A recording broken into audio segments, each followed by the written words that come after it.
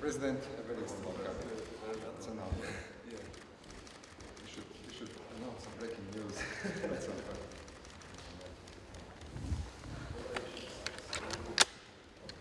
This is our ambassador. The Chief of Staff, Foreign Policy, National Security, Press, Foreign Ministry.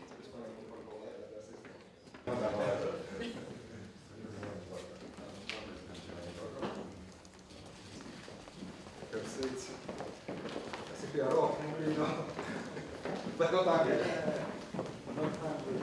We have a lot of things to discuss, and we have the press that is eagerly waiting for your very warm welcome to be here.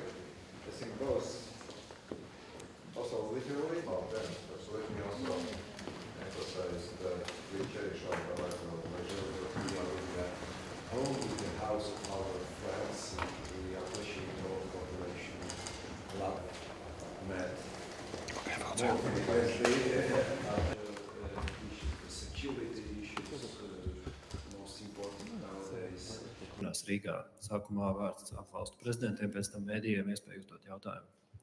Teraz, czyli przekazanie, czy ewentualne przekazanie myśliwców MiG-29. Mēs redzam, ka tādi formāti kā Baltijas jūras sadarbība, gan stiprinot drošību jūrā, arī izmantojot Baltikas centrī, gan nostiprinot mūsu austrumu flanga gaisa telpas drošību caur īstenas centrī, jeb attiecīgi, ja mēs pārtulkojam latviski, Baltijas un attiecīgi austrumu sardzes formātiem tā strādā. Mēs arī runājam par to, kā stiprināt sadarbību ar Amerikas Savienotām valstīm. Gan prezidenta kancelē zināja.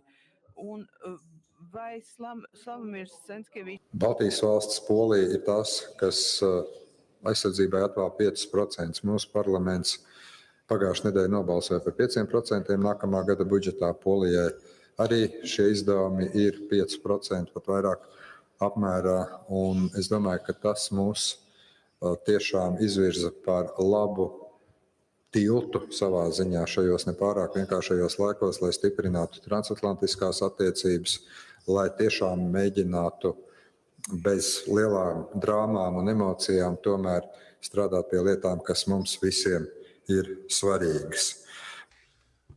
Bardzo dziękuję, szanowny panie prezydencie, drodzy państwo. Dotknęliśmy także spraw tego, co dotyka Polskę, dotyka także państw bałtyckich, dotyka Łotwy, a więc istotnej wojny hybrydowej czy presji na nasze granice ze strony Białorusi, tego, co dotyka w ogóle poczucia bezpieczeństwa w obliczu wojny hybrydowej i ataków ze strony Rosji.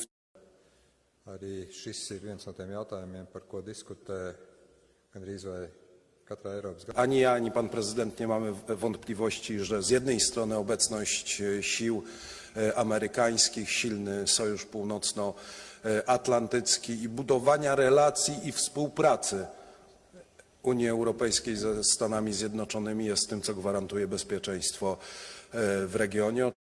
To jest już koniec konferencji prasowej.